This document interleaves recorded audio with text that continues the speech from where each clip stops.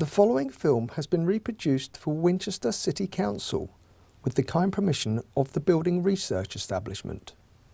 Although this film was originally produced by BRE in 1985, the key advice contained in respect of the causes and effects of condensation is as relevant today as it was when the film was first released. Your home will have been built in accordance with the building regulations current at the time it was constructed. Those regulations, together with other enhancement works carried out to your home since, should have ensured that you have been provided with the means, for example, adequate ventilation, heating and insulation, to minimise the causes and effects of condensation. You have a duty, in accordance with Clause 29 of your tenancy conditions, to manage and minimise levels of condensation within your home by ensuring that it is sufficiently heated and ventilated. We hope you find this film informative and useful, and that by following the advice given, you're able to avoid some, if not all, of the problems caused by condensation in the home.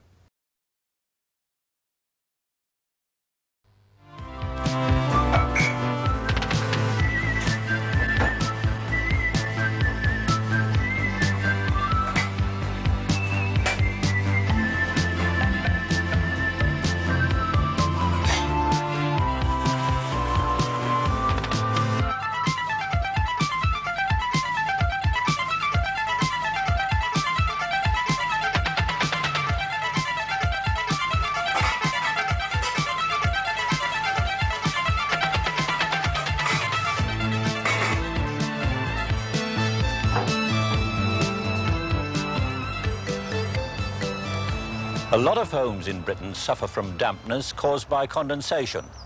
With streaming windows and damp walls and furnishings, it can cause mould growth in soft furnishings and on those walls and in clothes as well. It spoils decorations and can lead to rot in windowsills and frames. This video is aimed at showing you the causes of condensation and what you can do to stop it happening in your home. Now, condensation is rather like dew.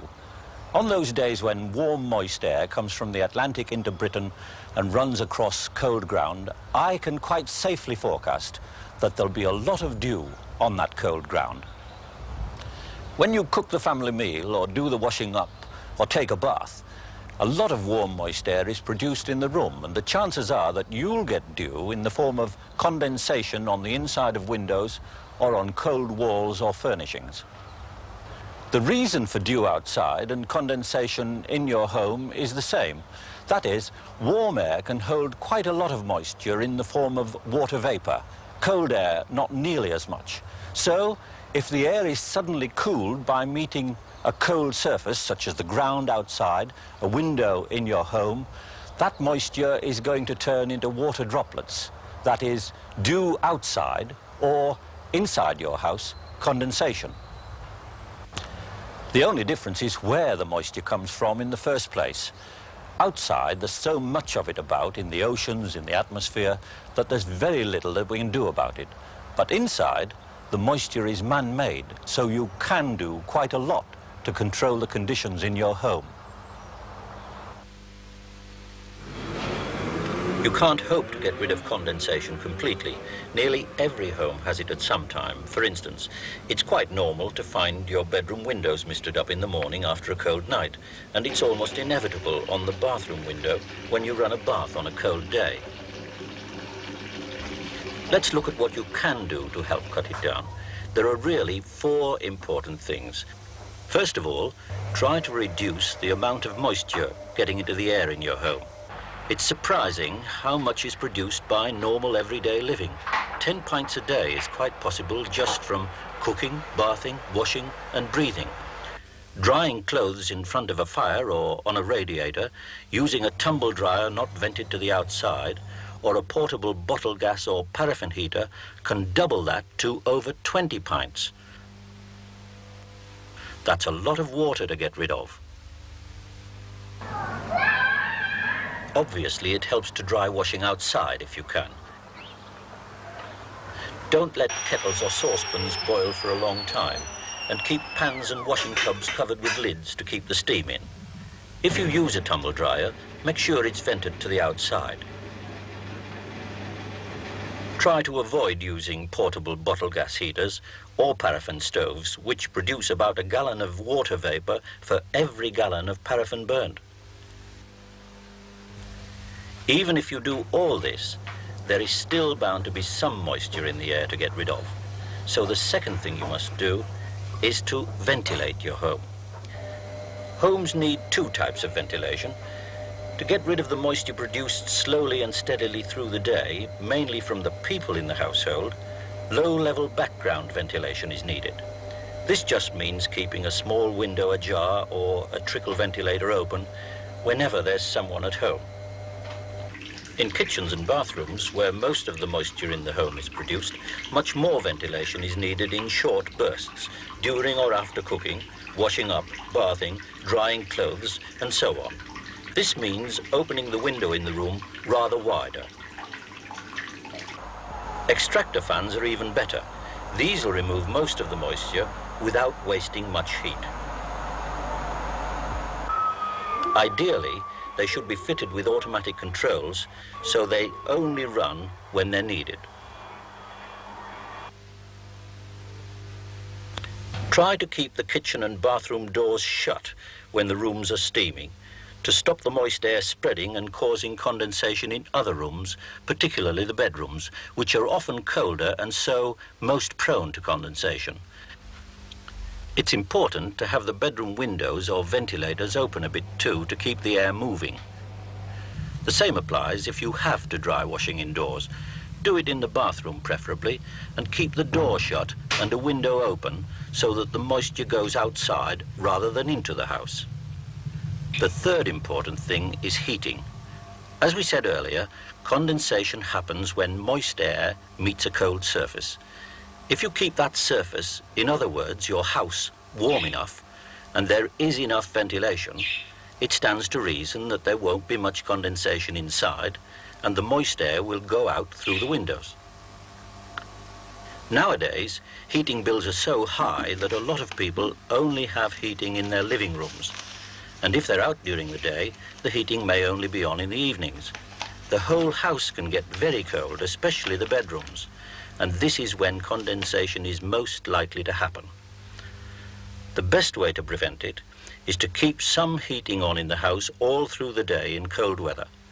It's probably better to have low background heating than to switch it on at a high level for short periods. This will certainly help to prevent condensation, although it'll probably increase your fuel bill.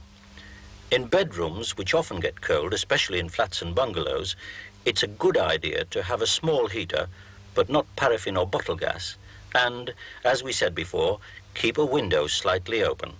You may be able to claim benefit to help you with your heating costs. The fourth important thing that affects condensation in your home is the thermal insulation of the walls and roof. With poor insulation, it'll be expensive to heat the home sufficiently. Well-insulated walls also have warmer surfaces and are less prone to condensation. You may be able to get a grant to help with the insulation of your roof, which is the most effective way of cutting your heating costs. Contact your local authority for information on the Home's Insulation Scheme. There are a number of ways of improving the insulation to the walls of your house. The cheapest and most popular is cavity fill, but there are also methods available for solid walls. It's usually not possible for you to do this yourself, and you should seek expert advice. If you've had a lot of condensation in your home, you may also be troubled by mold growth or mildew. It can look like this, or black spots like this. It's often noticeable on window frames or walls. Another trouble area is the larder, where the cold walls are a favorite resting place for mold. To get rid of mold on walls, window frames and painted surfaces, use a proprietary mold killer available at hardware shops or do-it-yourself shops, or alternatively, use dilute household bleach. If you're redecorating, use a good quality fungicidal paint and choose a washable wallpaper. Mould can also grow in less obvious places. A common one is behind cupboards or wardrobes which are standing close to a wall. You can help prevent this by moving the cupboards slightly away from the wall so that air can circulate behind them. Moisture can also settle in places where you can't see it at all, in absorbent materials such as clothes, blankets, carpets and curtains. This makes them feel damp, and in the long run can lead to mould growth. It often happens on clothes in wardrobes which are too close to a wall or which are overfilled.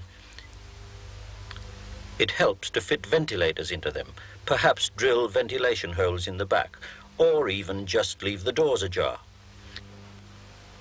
Oh, by the way, if you get pools of water, almost inevitable around windows and frames, mop them up regularly, or mould will certainly grow. Condensation is not the only cause of dampness in homes. It could be due to rising damp, rain penetration, or a plumbing fault. These are caused by defects in the fabric of the building, which will have to be seen to. If you're in a new house, it may be damp because it's still drying out. Remember that if your home is damp for any of these reasons, it may take some weeks of warm, well-ventilated conditions to dry it out. Dehumidifiers can be helpful in drying out a damp home. They may also be useful in reducing condensation. They don't work very well in rooms which are damp and cold, but they are effective in warm rooms where the problems are due to high moisture levels. Remember, these are the most important things to do to stop condensation and mould growth in your home. Cut down on the amount of moisture produced. If you have a tumble dryer, vent it to the outside. Otherwise, dry washing out of doors whenever possible. Keep lids on saucepans and don't use bottle gas or paraffin heaters. When you're washing, cooking, bathing or showering, or drying clothes indoors, open the window or switch on an extractor fan and close the door of the room. Keep your home as warm as you can afford and aim at low background heat in cold weather, especially in bedrooms. Try to keep a window or trickle ventilator open all the time, except, of course, in very wet or stormy weather. Well, as I said at the beginning, there isn't much we can do to control the weather. But if you do as many of the things we've talked about as possible, I can forecast that inside your home, you'll be a lot more comfortable. And the further outlook is definitely drier.